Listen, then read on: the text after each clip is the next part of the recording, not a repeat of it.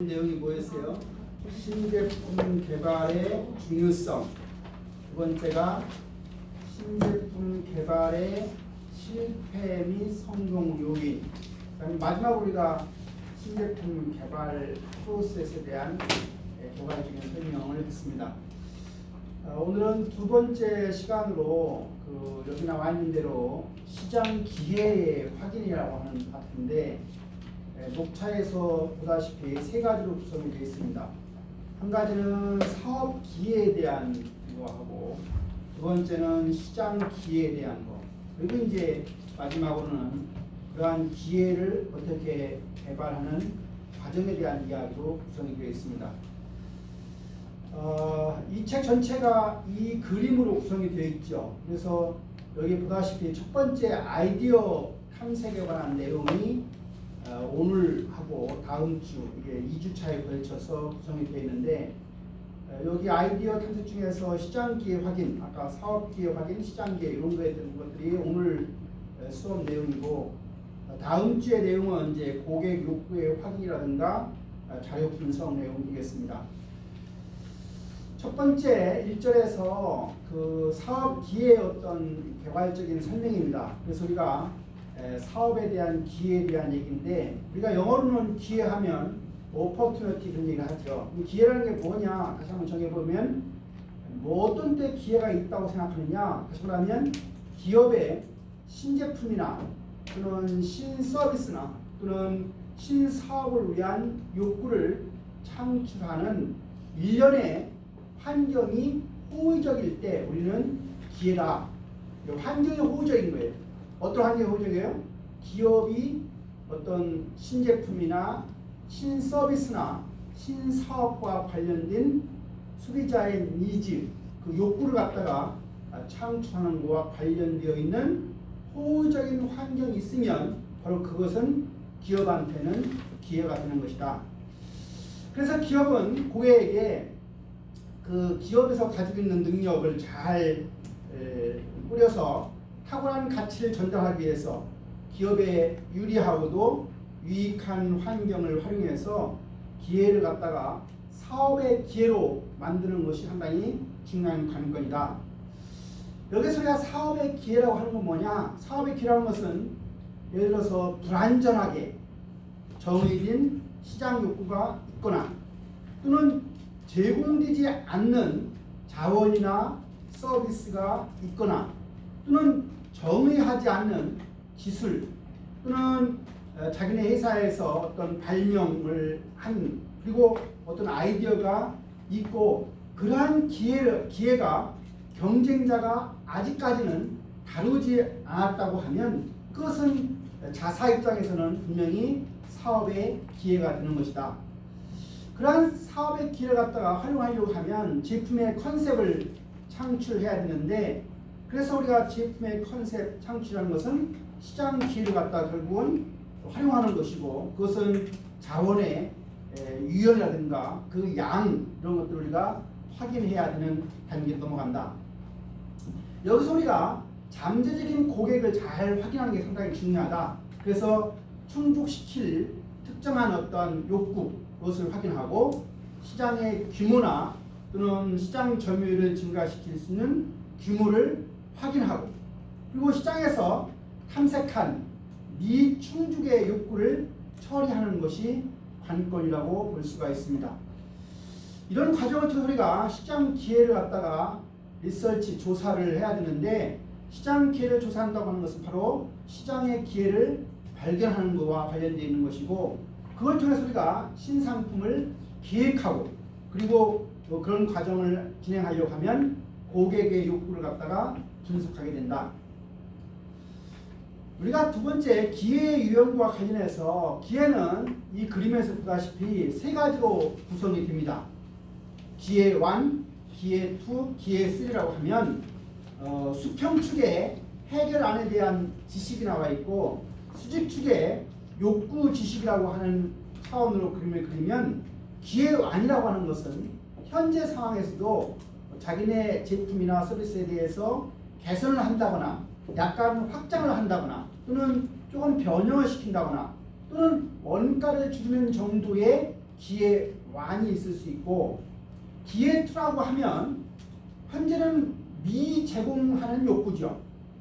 그래서 핵심 시장을 위한 제품을 창출을 통해서 기회 2로 넘어갈 수 있는 것이고, 기회 3라고 하면 우리가 말 그대로 신시장이라고 해서 우리가 새로운 해결안을 갖다가 만들어내는 것으로, 그걸 통해서 신시장으로 나가는 것이 바로 기회 3이 되겠다.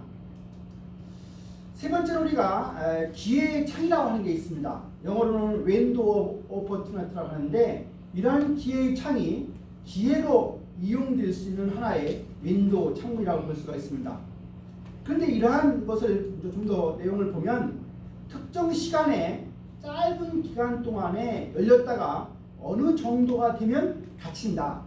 우리 기회라고 하는 것은 계속 시간에 관계없이 열려 있는 것이 아니라 어느 일정 기간만 열려 있다가 그 시간이 지나가면 닫힌다고 하는 사실을 우리는 알아야 된다. 기업은 항상 이 짧은 기회, 어느 일정한 기간 동안의 그런 기회를 잘 감지할 수 있도록 항상 주의를 해야 되고 관찰해야 하는 것이다.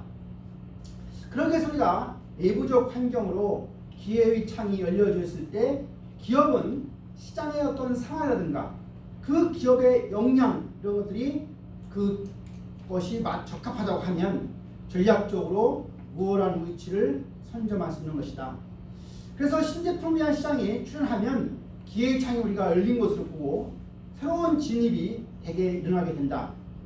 어떤 지점에서 시장이 성숙하면 새로운 진입자에 의한 기회가 사업기회의 기준을 충족시키지 못한다는 사실을 염두에 두고, 그래서 여기서 우리가 사업의 기회라고 하는 것은 아이디어만으로 끝나는 것이 아니라 그 아이디어와 고객한테 미충족의 욕구를 해결하는 해결책이 반드시 있어야만 사업 기회로서 의미가 있는 것이다. 고객의 미충족 욕구에 대한 해결책이 부족하기 때문에 우리가 사업에 실패하기 때문에 결국은 해결책을 잘 마련하는 것이 무엇보다 중요하다는 사실이 되겠습니다. 우리가 이제 두 번째 전론은 사업 기회에 대한 분석입니다. 일반적으로 경영학 쪽에 우리가 공부를 하다 보면 이러한 기회 분석, 사업 기회에 대한 얘기 나올 때 항상 빠지지 않고 등장하는 게 수합 분석입니다. 이미 우리가 알고 있는 것처럼 SWOT, 그래서 S라고 하는 것은 강점, 스트렝스가 되는 것이고, W는 weakness, 약점이 되는 것이고, O는 opportunity, 그리고 T는 트레이트, 위협이 되는데, 이 네 가지를 통해서 우리가 분석을 하는 것을 바로 수합 분석이라고 하고, 여기에서 S와 W는 기업의 내부의 요인으로 보는 것이고, 기회와 위협은 외부 요인으로 보는 것이다. 따라서 기업에서는 우리가 수합 분석을 한다고 하는 이야기는 바로 내부의 여러 가지 환경 요인을 잘 분석해서 그 기업의 내부의 강점과 약점을 파악하고, 외부 요인 중에서 기회와 위협을 잘 찾아내서 결국은 강점은 살리고 약점은 제거하거나 축소시키고, 또 기회는 잘 활용하고, 또 위협은 억제하는 전략을 추구하는 게 일반적 기업이 추구하는 전략이라고 볼 수가 있습니다. 그래서 우리가 수합 분석하면 결국은 이제 1상한, 2상한, 3상한, 4상한 이렇게 구성할 수 있는데, 2상한에 해당하는 SO라고 하는 것은 강점도 있는데 기회도 있는 거니까 기업에서는 가장 좋은 위협이 가장 적고 가장 성공할 수 있는 전략이 SO 전략이 되겠습니다. 다시 말하면 강점을 잘 기회를 활용하는 거기 때문에 시장 선점을 한다거나 제품의 다각화가 성공할 가능성이 있는 영역이 바로 SO 전략이 되겠습니다. 반면에 ST 전략은 강점은 있지만 위협적인 요인이 있는 경우가 ST라고 하고, 결국은 이 경우는 전체적으로는 두 번째에 해당이 되는 경우고, 위험은 가급적 회피하고 그러면서도 시장을 침투해서 제품을 확충해가는 전략이 바로 ST 전략이 되겠습니다. 그 다음에 세 번째는 WO 전략이라고 해서, W는 약점이죠. O는 기회니까 기업에서 우리가 외부적인 환경에서 약점이 있기는 하지만 내부에서 기회가 있기 때문에 약점을 보완해서 기회를 활용하는 전략이 바로 WO 전략이고, 무역 성공 관점에서는 세 번째에 해당이 된다고 볼 수 있는 것이고, 이때 가장 중요한 것은 기업의 어떤 기회를 잘 약점을 보완해서 핵심을 강화하는 것, 그리고 부족한 것을 채우기 위해서 전략적인 제휴를 하는 것이 하나의 전략이 되겠습니다.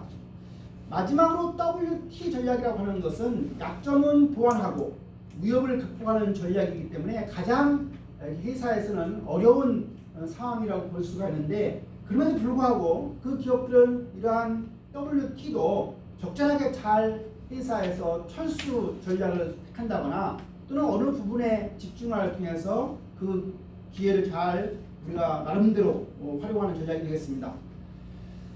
그래서 우리가 또 SWOT에 분석할 때 어떤 경우에 이제 구체적으로 그 사례를 보면 내부 요인 중에서 어떤 게 강점이냐, 뭐 예를 들어서 아이아코카라고 하는 사람이 자동차 회사에서 영입돼서 능력을 발휘할 수 있는 것처럼 어떤 CEO의 경영 능력은 바로 내부 요인 차원에서 강점이 되는 내용이고, 어느 회사에서 전문적인 기술을 가지고 있으면 그것도 내부 요인 중에서 강점이 되는 것이고, 또 차별화된 나름대로의 혁신 역량을 가지고 있으면 내부 요인 중에서 강점이고, 또 제품 혁신 능력이라든가 독점적 기술, 원가 우위가 있다고 하면 내부 요인 중에서 강점이 있다고 하겠습니다.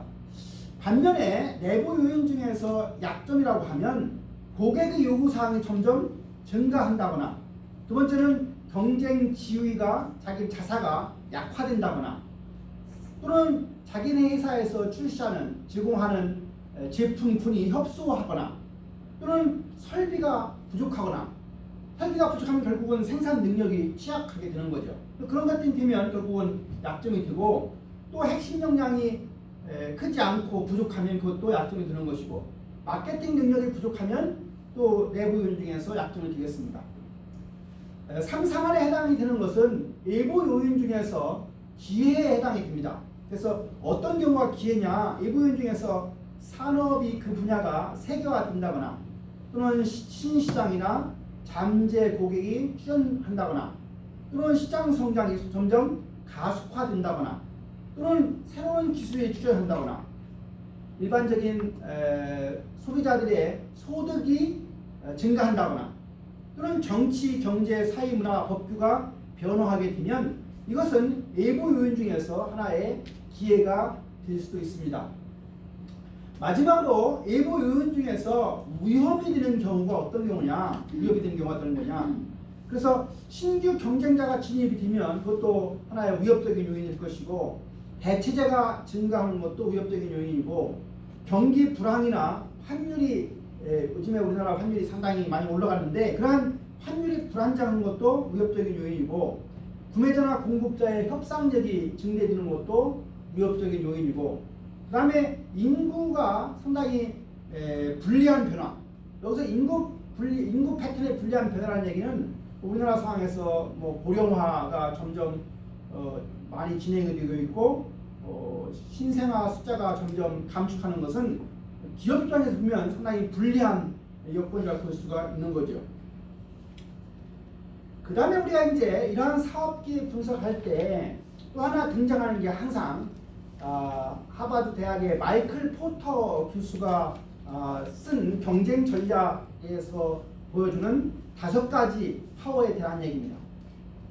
5가지 힘은 뭐냐? 이 그림에 보는 것처럼 4가지, 신규 진입자, 구매자, 대체품 공급자, 그리고 가운데에 있는 기존 기업 간의 경쟁, 이 5가지가 결국은 우리가 분석을 해서 결국은 이제 전략을 수립해야 되는데, 가운데에 있는 첫 번째 현 경쟁자 간의 경쟁 강도, 즉 어느 경우에 기업에서 경쟁이 격화되느냐, 그런 경쟁 격화의 요인을 보면 첫 번째가 경쟁 기업의 수가 많으면 당연히 경쟁이 격화되는 거죠.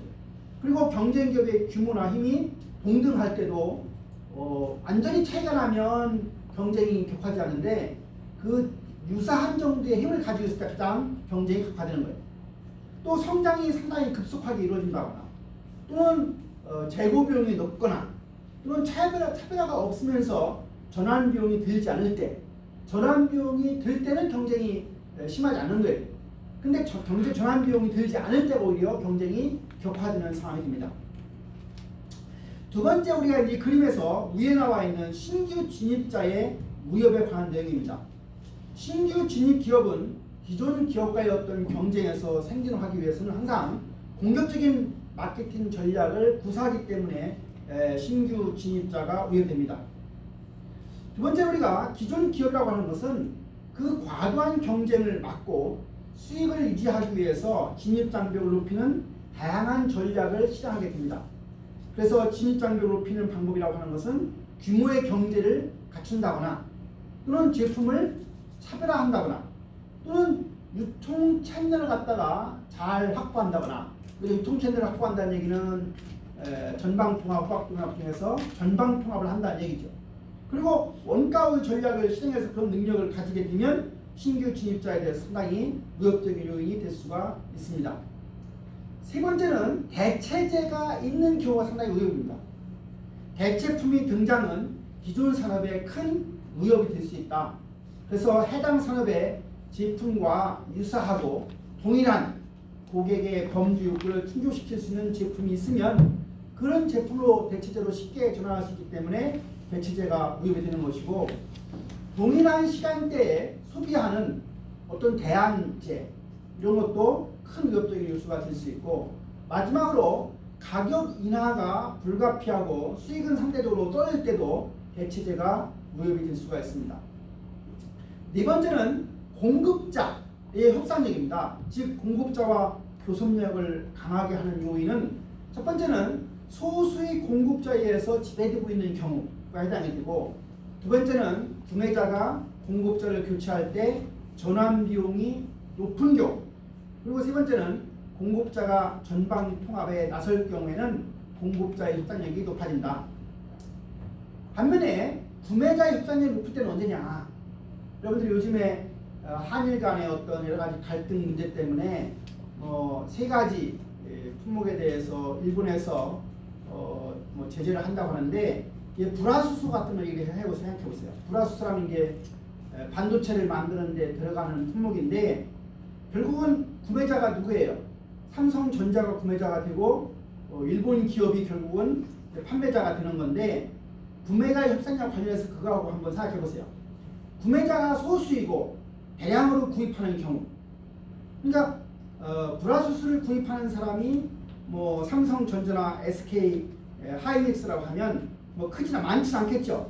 구매자가 소수이고 대량으로 구입하게 되면 구매자 협상력이 높아지는 거죠. 근데 구매자 전환 비용이 낮은 경우, 구매자가 삼성이 일본에서 사오지 않고 그냥 다른 나라 뭐 덴마크에서 사올 수 있다라고 하면 삼성전자가 훨씬 더 구매 협상이 있는 거예요.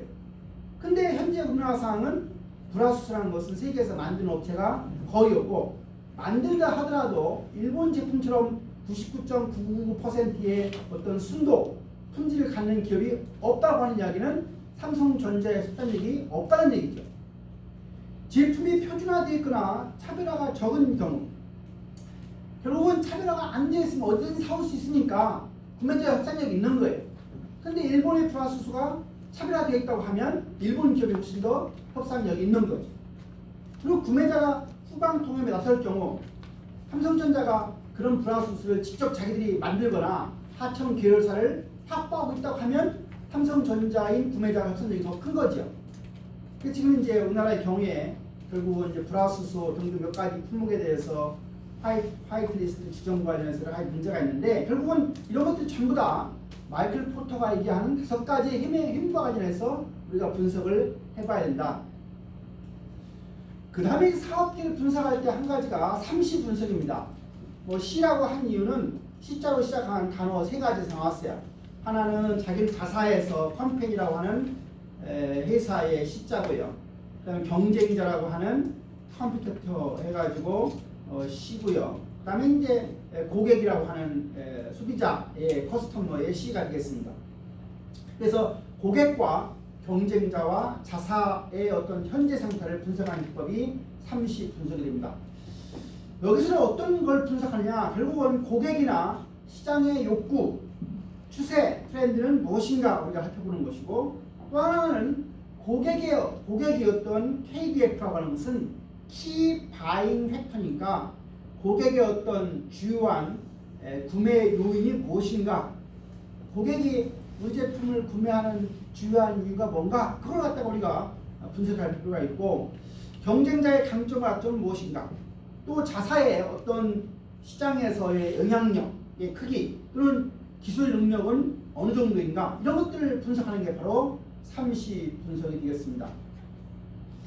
이런 3시 분석할 때 뭐니 해도 환경 분석에 대한 것들을 고려해야 되는데, 환경적인 요소에는 제품에 대한 얘기입니다. 서비스의 중요한 경제적인 요인인 산업 성장률이라든가 경제 수수라든가 원자재 가격 추세 등 이런 것들을 보고, 환경적 요소 중에서 법률적인 요소도 봐야 되고, 국내의 경제 동향이나 미래 전망 또는 주요한 고객층은 이제 표적 고객에 대한 이야기고요.